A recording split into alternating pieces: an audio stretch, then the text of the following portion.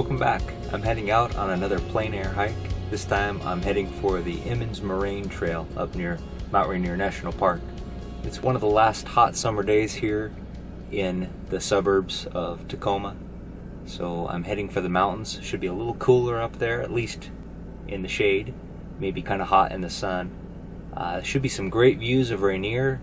There's a pretty little glacier runoff lake that's emerald green color. So I'm going to head up there and try to find something beautiful to paint. Thank you for coming along.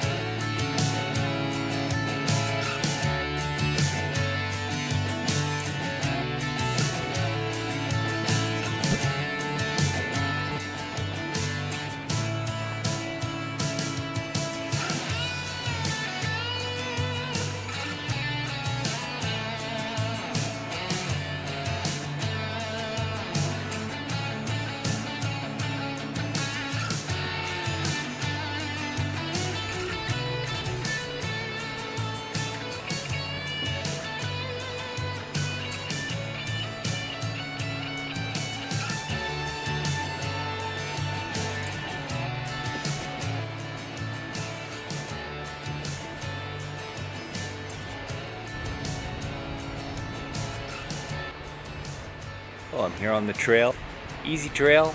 I am feeling more and more healthy, taking on a little more elevation this time and a little longer distance. I'm recovering from the surgery nicely. I am still waiting to hear back on the final results, whether I have another surgery ahead or any more treatment. And thank you to all those who've sent your thoughts and prayers my way. It's definitely helping.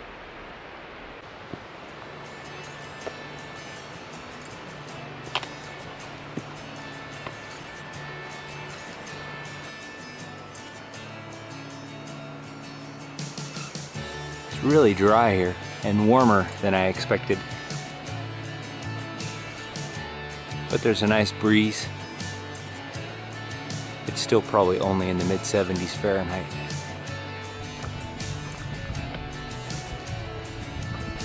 Very well maintained trail.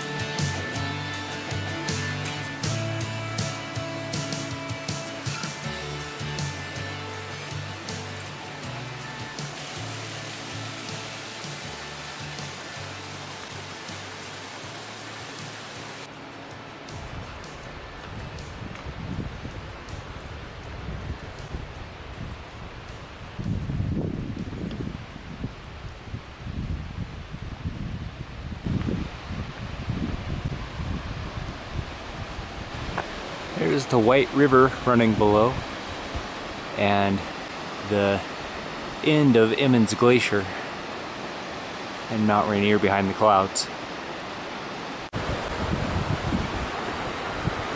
I'm going to be taking that little log bridge down there, or I'm taking a left to the Emmons Moraine. Emmons Basin continues off to the right.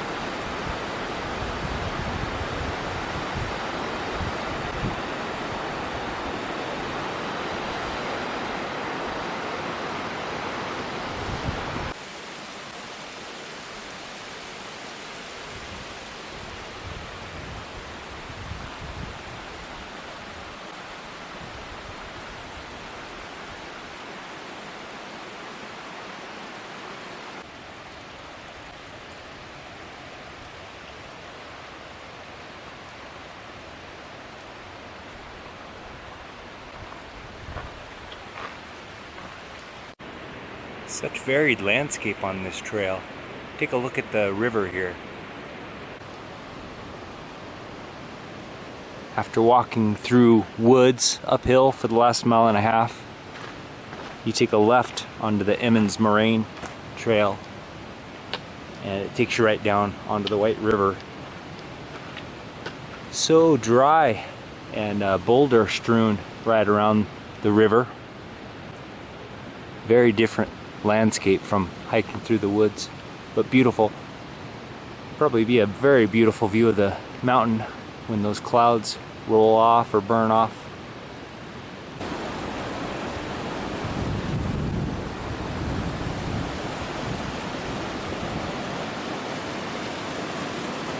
Be a nice place to sit and have lunch.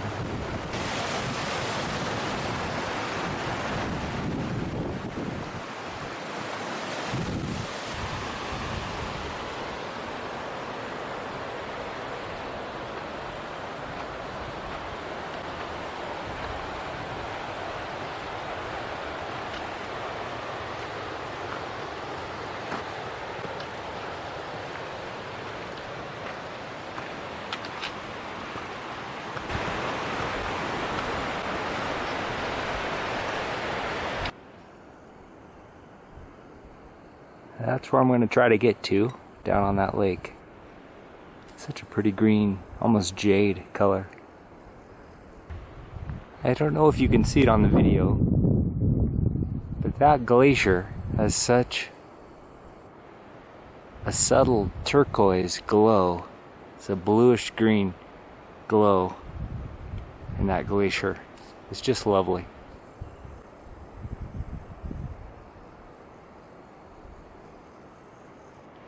What a beautiful world we live in.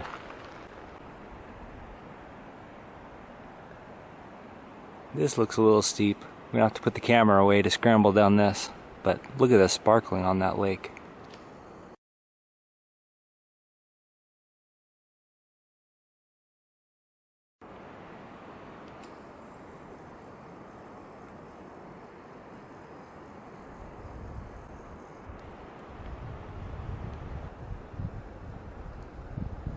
I read on one of the online blogs that there have been bears spotted recently. A couple even swimming in the lake down there. Can't say I blame them on these hot days. Should just be black bears and will typically leave you alone as long as you don't startle them. I meant to bring my bear bells. They actually jingle a little bit as you move around so that the bear knows you're nearby, but I forgot them. So I'm just going to have to whistle or cough once in a while, make sure while I'm painting they don't come wandering up on me and startle themselves. Look at that pretty light coming out on the lake.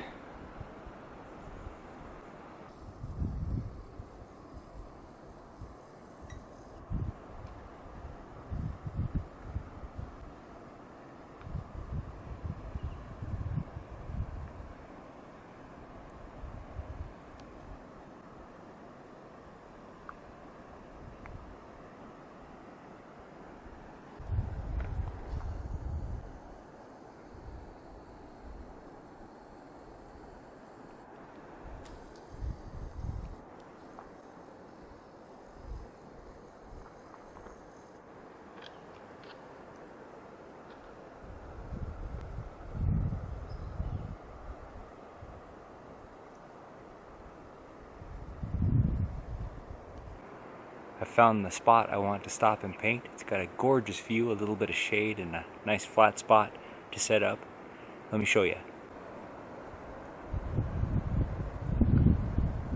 Beautiful view. I think that's Little Tahoma. I'll have to check and make sure, but beautiful view of that peak on the southeast side of Mount Rainier. Rainier looks like it might come out. I'm gonna have to really be stingy and crop down the image I want to paint. There's just too much beauty right around here. I can't capture everything, so I'm gonna have to zero in. This little lake is actually that jade lake I saw in the distance in a previous painting I did. It was the Emmons Vista Trail here on Mount Rainier near the sunrise entrance. So I'm right down next to that lake now, and it is a beauty.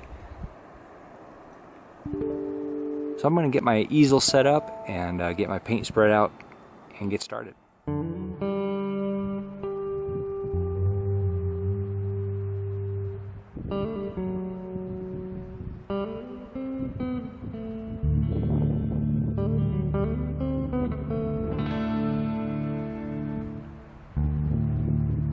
When I am painting outdoors, I try to narrow down to the smallest composition I can while still capturing what inspired me about the view.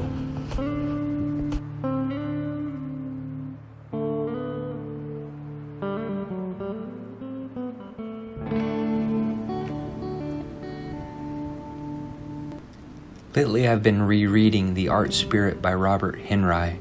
Henry, I've heard it pronounced both ways. I think he preferred Henry. Comment below if you know. He gives great advice on composition. He urges to capture what interests you, what excites, then keep only or add what will strengthen or reinforce it. I like that he also views a true artist as someone that looks at the world and sees and can capture its beauty for others to see. I feel the same way. The medium, the style, whether it's abstract or realistic, those things don't matter much, as long as the artist is able to communicate what he or she found interesting in the artwork. As I was reading The Art Spirit last night, one passage really struck me. The artist must be interested in their work for others to be interested. This seems like common sense, but I think it's profound. If you are stuck in a rut, perhaps a successful rut, where you are producing things that people want, I think that can be a trap, a boredom trap. You'll get bored doing this, lose interest in it, just go through the motions. Time to change things up a bit. Find something that excites, something that wakes you up early or keeps you up late because you can't wait to work on it.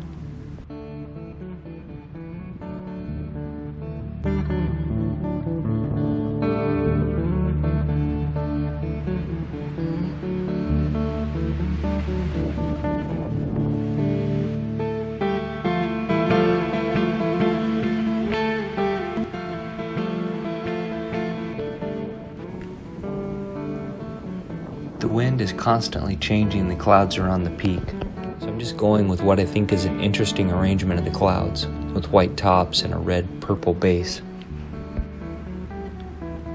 You can see and hear that the wind is picking up. The weather is always a challenge when you paint outdoors. It's rarely going to be consistent. You are rarely going to have perfect light, temperature, clouds, rain, bugs, crowds. You're always rolling the dice. Sometimes you win, sometimes not. To me, the key is just to persevere, even when it's not perfect, even if something unexpected happens, even when you're fighting a mental battle. Your brain is saying, it's not going to work, pack it up, try again another day. As long as you have time and you are safe, I say push through and get something out of it. Even if it's a failure, you can take something away, you can learn something from it.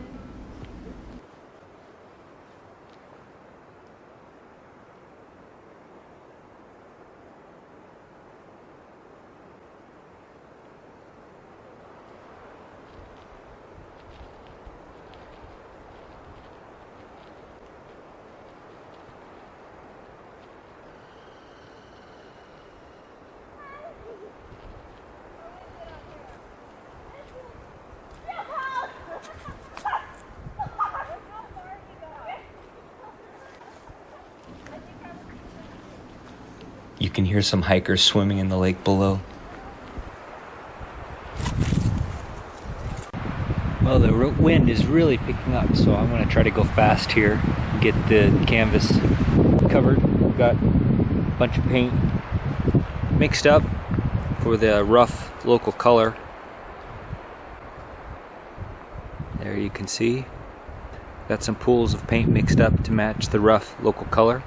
So I'm going to try to move quickly now. The wind and the dust are really picking up and making it difficult. So I'll try to move fast.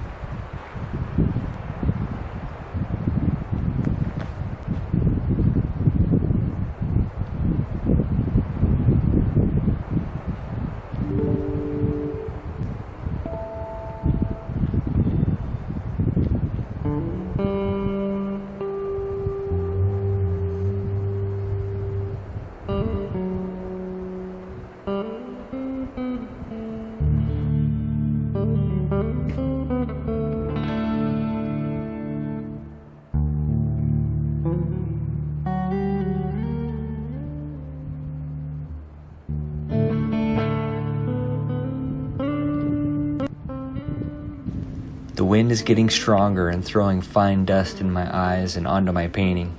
The sun has come around to in front of me, which is making it harder to see the colors and my painting. But I've come so far now, I want to get to a good stopping point.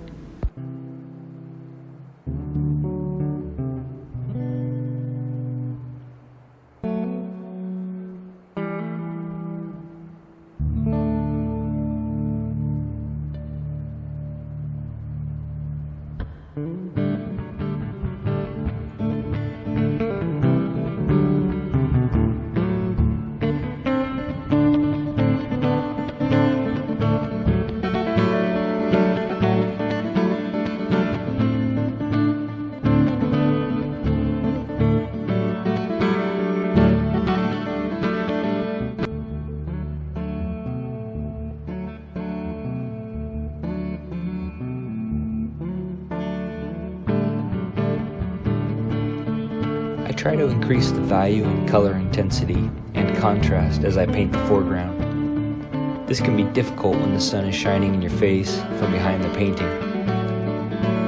If I can, I move the easel to a shaded spot or facing away from the sun. You may have to paint from memory. This isn't a bad thing, it's actually great practice if you approach it deliberately. Here I've moved into some shade, so the view is mostly blocked. It's still there if I really need it, but to be honest, the light has changed so much while I've been painting that it's better if I have the mental energy to paint the scene based on what I saw earlier when the light was most inspiring, the most striking.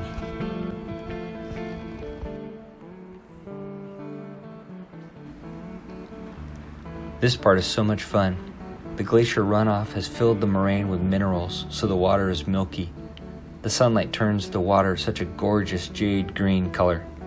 I use phthalo green, a touch of cerulean blue, and titanium white and slap it on as quickly as possible. Watching the video later while I'm doing this voiceover, I realize I should be using a bigger brush. A lesson for next time. Use the biggest brush possible.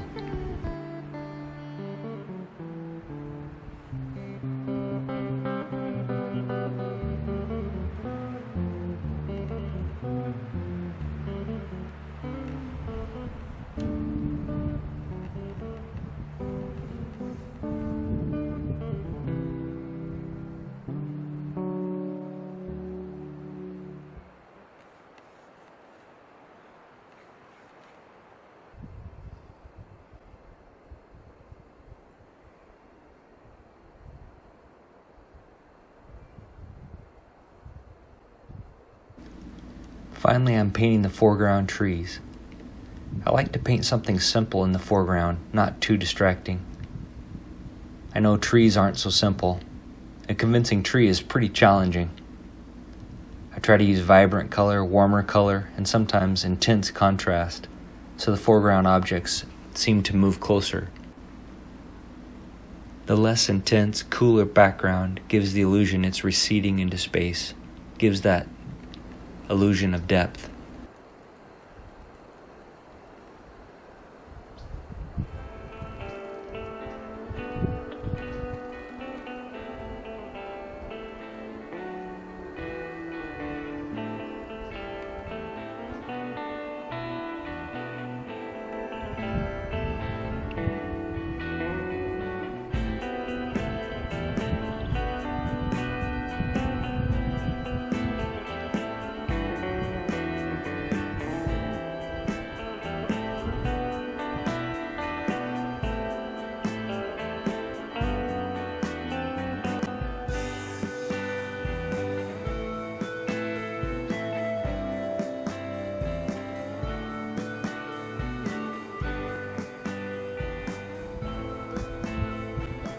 Well, here's the finished painting, at least finished for here on location.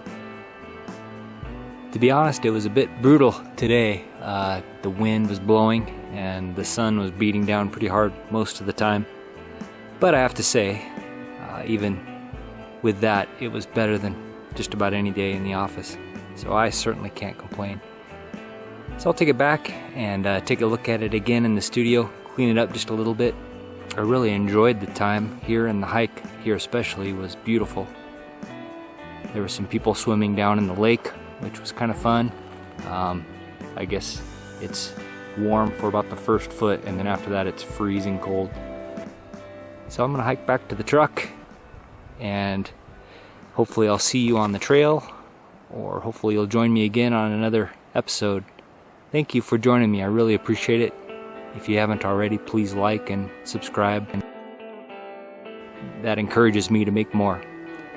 Thanks so much for joining me.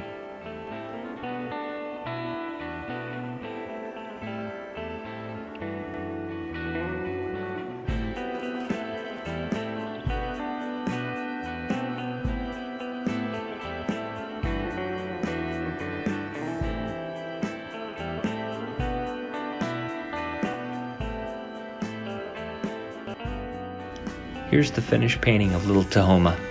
Visit my website if you'd like to see a better resolution image. Please also sign up for my newsletter while you are there. See you next time.